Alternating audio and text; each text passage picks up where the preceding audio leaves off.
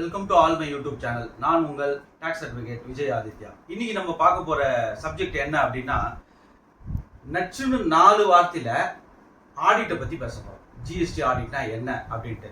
So அதில் வந்து GST ஆடிட்ல வந்து நம்மளுக்கு டிஃப்ரெண்ட் டைப்ஸ் ஆஃப் ஆடிட் இருக்கு. அதை ஒன் பை ஒன்னா உங்களுக்கு இப்போ எக்ஸ்பிளைன் பண்ண போறேன்.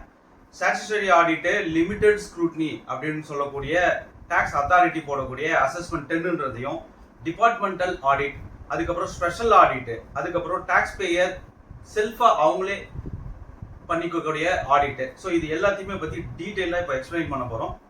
ஸ்டாச்சுட்டரி ஆடிட் அப்படின்றது என்ன அப்படின்னா, அது வந்து கண்டக்டட் பை செல்ஃப் தான், நம்ம தான் பண்ணுறோம். Annually GSTR 9 and 9C section 35(5)ல் வரும். ஸோ இது வந்து வேரியஸ் கேட்டகரியில் வந்து நம்ம பார்க்குறோம். எப்படி அப்படின்னா, டர்ன் ஓவர் பேசிஸில் பார்க்க வேண்டியிருக்கு.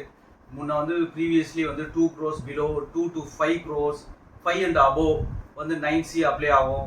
2 to 5 வந்து 9 மட்டும் தான் ஃபைல் பண்ணணும் அப்படின்னு இருந்தது. பட் இப்போ அது எல்லாத்தையுமே ரிமூவ் பண்ணிட்டு அதை ஒரு chartered accountant and cost accountant certify பண்ணணும்னு ஆல்ரெடி மென்ஷன் பண்ணியிருந்தாங்க. இப்போ அதை ரிமூவ் பண்ணியிருக்காங்க. இப்போ என்ன அப்படின்னா, it is a self made, நீங்களே ஃபைல் பண்ணிக்க வேண்டியதான் ஆஸ் ஏ டாக்ஸ் பேயர்.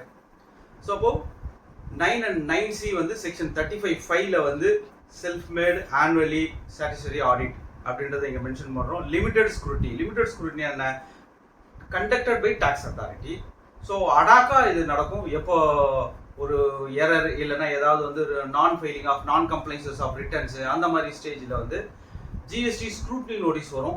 அது ஃபார்ம் ஆஃப் அசஸ்மெண்ட் 10, நீங்கள் வந்து 11ல் ரிப்ளை பண்ணுவீங்க. அதுக்கு 12ல் ப்ரொசீடிங்ஸ் நடக்கும். செக்ஷன் 61ல் ஜிஎஸ்டி ஆக்டில் இதை பற்றி டீட்டெயில்டாக இருக்குது. இதை வந்து திரும்பவும் சொல்ல, லிமிடெட் ஸ்க்ரூட்னி வந்து கண்டக்டட் பை டாக்ஸ் அத்தாரிட்டி அடாக்கா நடக்கும். ஸோ எப்போல்லாம் உங்களுக்கு வந்து நான் கம்ப்ளைன்சஸ் எரர் வந்து இருக்கோ அதை ரெக்டிஃபை பண்ணுறதுக்கு ஒரு சான்ஸ் தருவாங்க டிபார்ட்மெண்ட்டில். அதுக்கு வந்து அவங்க as issue of assessment notice 10, நீங்கள் ரிப்ளை பண்ண வேண்டியது 11, ப்ரொசீடிங் வந்து 12ல் போடுவாங்க ஆர்டர். இது வந்து செக்ஷன் 61ல் டீல் பண்ணுவாங்க. டிபார்ட்மெண்டல் ஆடிட், ஸோ இதுவும் conducted by tax authority. So இது எப்போ வரும், டிபார்ட்மெண்ட் ஆடிட்டு. ஸோ இதே தான், எரர் இல்லைன்னா வில்ஃபுல் டிஃபால்டர் இல்லை ஃப்ராட் அந்த மாதிரி விஷயங்கள் ஏதாவது அவங்களுக்கு ஒரு கிளாரிட்டி நீடட் அப்படின்னும் போது ஒரு டாக்ஸ் அத்தாரிட்டிக்கோ ஒரு கமிஷனருக்கு வந்து அந்த டைமில் வந்து டிபார்ட்மெண்டல் ஆடிட் வந்து கண்டக்ட் பண்ண சொல்லி கமிஷனர் வந்து இஷ்யூ பண்ணுவார்.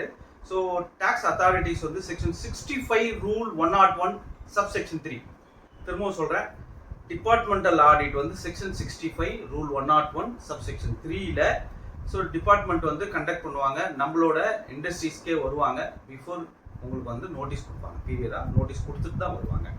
அதே மாதிரி special audit conduct by tax authority. But அதில் என்ன ஒரு சின்ன சேஞ்சஸ் அப்படின்னும் போது, ஸ்பெஷல் ஆடிட்டில் வந்து சார்ட்டர்ட் அக்கௌண்டன்ட் அண்ட் காஸ்ட் அக்கௌண்டன்ட்டையும் ஹையர் பண்ணுவாங்க கமிஷனரு. ஸோ இது வந்து செக்ஷன் 66 ரூல் 102ல் வந்து ஸ்பெசிஃபை பண்ணுறாங்க.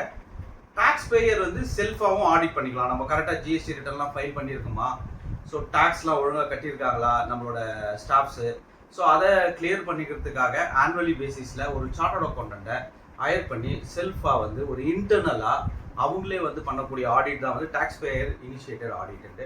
ஸோ இந்த 5 டைப்ஸ் ஆஃப் ஆடிட்டை பற்றி நம்ம இன்னைக்கு பேசணும். இன்னொரு டாப்பிக்கோட வந்து நான் நெக்ஸ்ட் இதில் உங்களை கான்டாக்ட் பண்ணுறேன். இதில் ஒரு சின்ன ஒரு வேல்யூ அடிஷன் என்ன அப்படின்னும் போது, time limit of GST audit அப்படின்னும் போது, பீரியட் டு ஆடிட் கண்டக்ட் பண்ணுறதுக்கு முன்னாடி 15 நாளைக்கு முன்னாடி உங்களுக்கு நோட்டீஸ் கொடுக்கணும். ஆடிட் ஸ்டார்ட் பண்ணி 3 மாதத்துக்குள்ளே கம்ப்ளீட் பண்ணிடணும் ஆடிட்டை. சப்போஸ் அது எக்ஸ்டெண்டட் ஆகுது அப்படின்னா செக்ஷன் 65(4) சப்செக்ஷனில் ரிட்டர்னில் கமிஷனர் கிட்ட வந்து அப்ரூவல் வாங்கணும். யார் வாங்கணும், அந்த டாக்ஸ் அத்தாரிட்டி வந்து யார் உங்களுக்கு ஆடிட் கண்டக்ட் பண்ணுறாங்களோ அவங்க வந்து 3 monthsல முடிக்க முடியல ஆடிட்டை, அதெல்லாம் எங்களுக்கு ஃபர்தராக டைம் வேணும்னு சொல்லிட்டு ஃபர்தராக எக்ஸீடிங் 6 months வேணும் அப்படின்றதுக்காக செக்ஷன் 65(4)ல் ரிட்டர்னில் ஒரு அப்ரூவல் வாங்கினதுக்கு அப்புறம் தான் இதை பண்ண முடியும். திரும்பவும் ரிப்பீட் பண்ணேன், டைம் லிமிட் ஆஃப் ஜிஎஸ்டி ஆடிட்டை பற்றி பேசினேன். நோட்டீஸ் வந்து உங்களோட ஆடிட் ஸ்டார்ட் பண்ணுறதுக்கு முன்னாடி உங்களுக்கு பீரியடாக 15 daysக்கு முன்னாடி கொடுக்கணும். ஆடிட் ஸ்டார்ட் பண்ணி 3 மாதத்துக்குள்ளே கம்ப்ளீட் பண்ணணும். முடிக்க முடியலன்னா டேட்டை எக்ஸ்டெண்ட் பண்ணுறதுக்காக, டைமை எக்ஸ்டெண்ட் பண்ணுறதுக்காக ஒரு 6 months செக்ஷன் 65(4)ல் ரிட்டர்னில் அப்ரூவல் வாங்கணும் டாக்ஸ் அத்தாரிட்டி. ஸோ இன்றைக்கி இது உங்களுக்கு ரொம்ப யூஸ்ஃபுல்லாக இருக்கும். ஸோ இது யூஸ்ஃபுல்லாக இருக்குன்னு நீங்கள் ஃபீல் பண்ணிங்கன்னா இதை ஷேர் பண்ணுங்கள், சப்ஸ்கிரைப் பண்ணுங்கள், என்னோட சேனலை லைக் பண்ணுங்கள். Thank you friends.